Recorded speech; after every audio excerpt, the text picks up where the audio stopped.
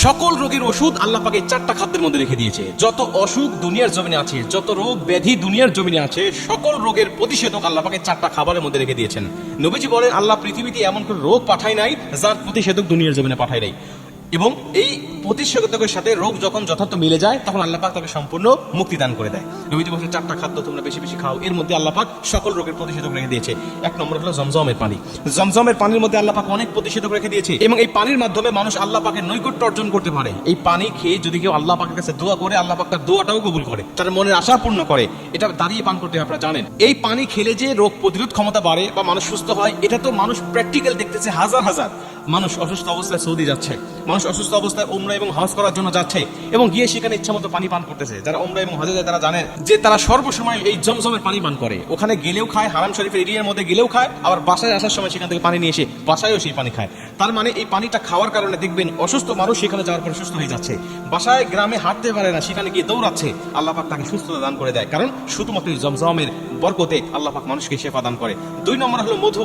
মধুর মধ্যে আল্লাহ পাক শেফা রেখে দিয়েছেন। মধুকে বিজ্ঞানীদের ভাষায় প্রাকৃতিক অ্যান্টিবায়োটিক বলে। তার মানে এর মধ্যে আল্লাহ পাক সকল রোগের প্রতিষেধক রেখে দিয়েছেন।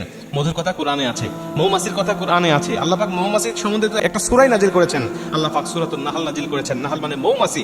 এই মধুর কথা আল্লাহ পাক পবিত্র কোরআনে বলেছেন, এগুলো খাওয়ার জন্য বলেছেন। নবীজি এগুলো খাওয়ার জন্য বলেছেন। আর বিজ্ঞান বলছে এগুলো খাইলে তোমার রোগ প্রতিরোধ ক্ষমতা বাড়বে, তোমার শরীরে কোনো রোগ প্রবেশ করবে না। তার মানে কোরআনের সাথে হাদিসের সাথে বিজ্ঞানের কথাও মিলে যাচ্ছে। এজন্য এগুলো বেশি বেশি খাবেন। নবীজি এগুলোকে হাতের উপর রেখে চেটে খাওয়ার কথা বলেছেন। তিন নম্বরে কালো জিরা। কালো জিরা, নবীজি বলছেন কালো জিরা কেমন জানো?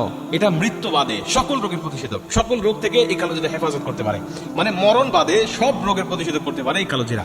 আপনারা কালো জিরা খাবেন, মধুর সাথেই খেতে পারেন, মধুর সাথে মিক্স করে বা মধু খেয়ে তারপরে খেতে পারেন, এরপরে পানি খাইলেন বা অন্য কোনো খাবারের মধ্যে মিক্স করেও আপনারা এই কালো জিরা খেতে পারেন।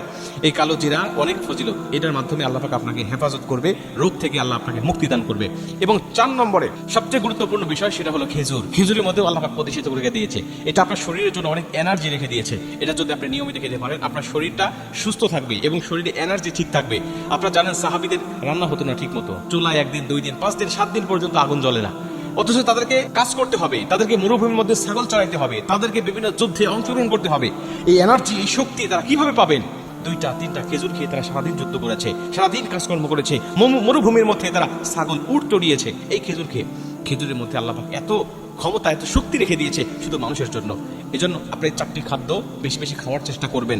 এই 4টি খাদ্য নিজের সংগ্রহে রেখে দিবেন। যখন সুযোগ হবে, যখন প্রয়োজন মনে হবে, তখন আল্লাহ পাকের কাছে খাবেন, কারণ আল্লাহ আপনাকে এর মাধ্যমে সুস্থ করতে চায়। আল্লাহ কেন সুস্থ করার জন্য মানুষগুলোকে এত সুযোগ দিচ্ছে, এত আয়াত, এত দোয়া, এত খাবার আল্লাহ পাক মানুষগুলোকে শিখাচ্ছে? এর কারণ হলো একটা, মানুষ যত সুস্থ থাকবে তত বেশি আল্লাহর ইবাদত করতে পারবে। মানুষ যত সুখী থাকবে তত বেশি আল্লাহকে স্মরণ করতে পারবে, আল্লাহকে বেশি বেশি ইবাদত করে আল্লাহকে সন্তুষ্ট করতে পারবে। এজন্য আল্লাহ মানুষগুলোকে সুস্থ রাখতে চায়। আর আপনি সেই সুস্থতা নামক নিয়ামতকে গ্রহণ করার জন্য চেষ্টা আপনার মধ্যে থাকতে হবে। আল্লাহ পাক আমাদের অবশ্যই সুখময়, শান্তিময় এবং সুস্থ একটা জীবন দান করুক।